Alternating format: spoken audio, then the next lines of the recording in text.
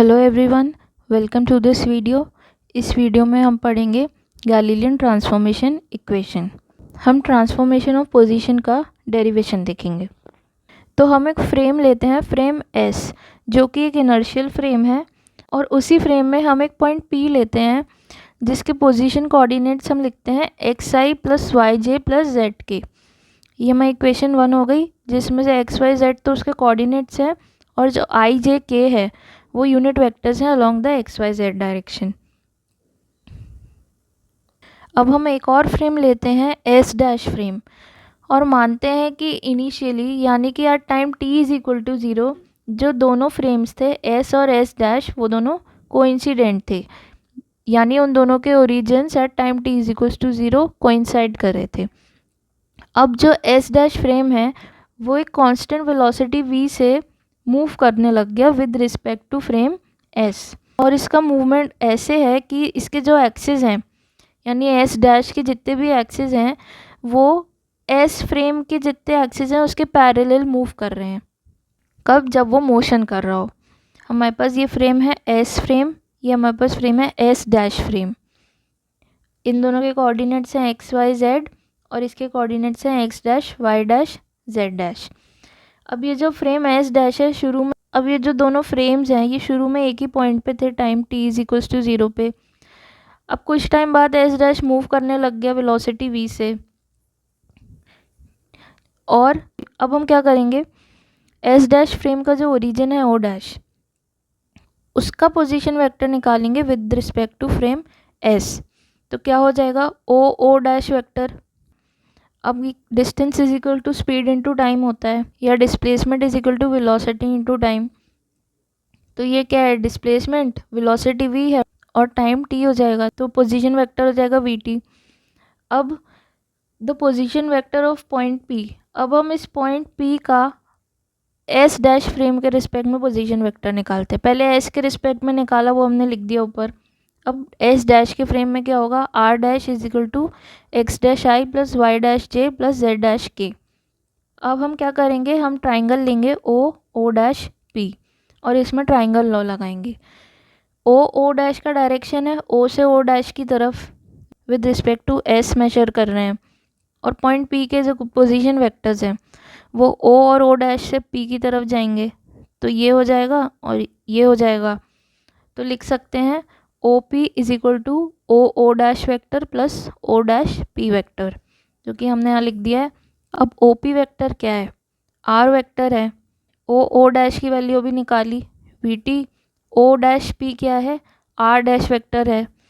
तो अब इस हमारे पास ये इक्वेशन आ गई। अब इसको रीअरेंज करेंगे तो हमें आर डैश की वैल्यू निकालनी है।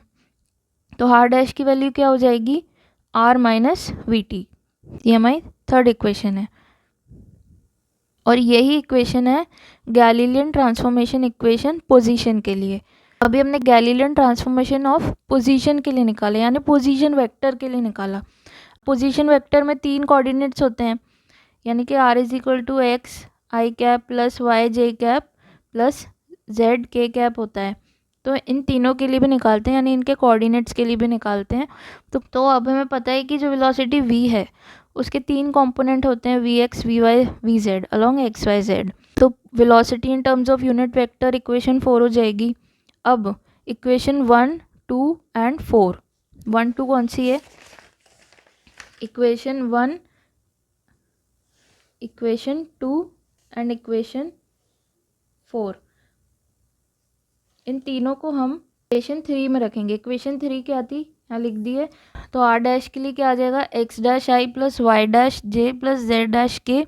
आर के लिए हो जाएगा x i plus y j plus z k cap minus v की वैल्यू इक्वेशन 4 से यहाँ लिख देंगे इंटू टी। अगर हम आई जे और के कैप के जो कोफिशेंट्स हैं उनको कंपेयर करें तो हमें 3 इक्वेशन मिलेगी, x dash is equal to x minus v x t, y dash is equal to y minus v y t, z dash is equal to z minus v z T.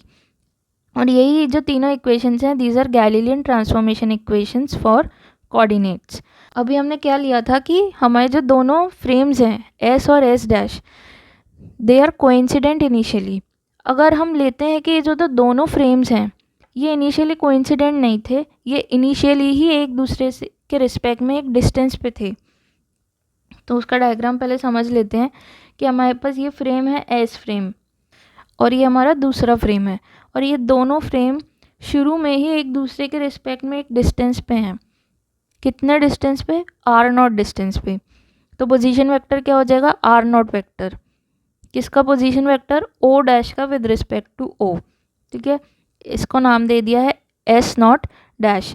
अब ये जो s0 dash frame है इसको नाम दे दिया है s0 dash. अब ये जो s0 डैश फ्रेम है ये मूव करेगा वेलोसिटी v से। ठीक है, शुरू में तो ऑलरेडी डिस्टेंस पे था, अब मूव भी करने लग गया तो और दूर चला गया। कितनी दूर चला गया? स्पीड क्या है इसकी? v, और टाइम कितने टाइम में? t मान लेते हैं।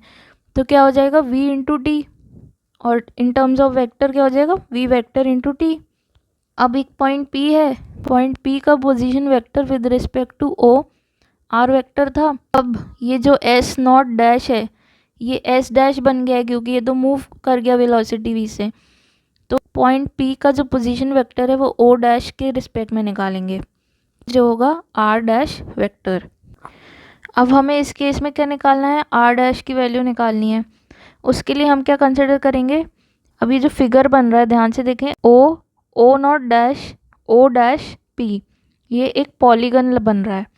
हमने वेक्टर्स में पढ़ा है पॉलीगन लॉ, उससे हमें r डैश की वैल्यू मिल सकती है। तो हम यहाँ क्या लिख सकते हैं? OP vector is equal to o not dash vector plus o not dash o dash vector, यहाँ पे o डैश होगा और यहाँ पे भी o डैश होगा, plus o dash p vector. ठीक है, अगर आपको पॉलीगन लॉ नहीं समझ आए तो पीछे के लेक्चर्स जाके देख सकते हैं। तो OP वेक्टर की वैल्यू क्या है? r vector. o not dash की वैल्यू क्या है? r0, ये रही। o not dash o dash vector हमने निकाला था शुरू में VT, यहाँ पे भी लिखा है, तो हो जाएगा VT plus o dash p vector. o dash p vector क्या है? r डैश वेक्टर है। तो यहाँ से हमें r डैश की वैल्यू चाहिए, तो हम इसको रीअरेंज कर लेंगे, आ जाएगा r माइनस r0 और ये माइनस VT। तो हमने दोनों केस देख लिए। एक में तो दोनों फ्रेम्स इनिशियली एक ही पॉइंट पे थे, एक ही पोजीशन पे थे, और एक केस में दोनों फ्रेम्स इनिशियली ही एक डिस्टेंस पे थे। तो दोनों केस में जो गैलीलियन ट्रांसफॉर्मेशन इक्वेशन होगी वो हमने देख ली। इसके आगे हम देखेंगे transformation of displacement between 2 points and transformation of velocity and acceleration.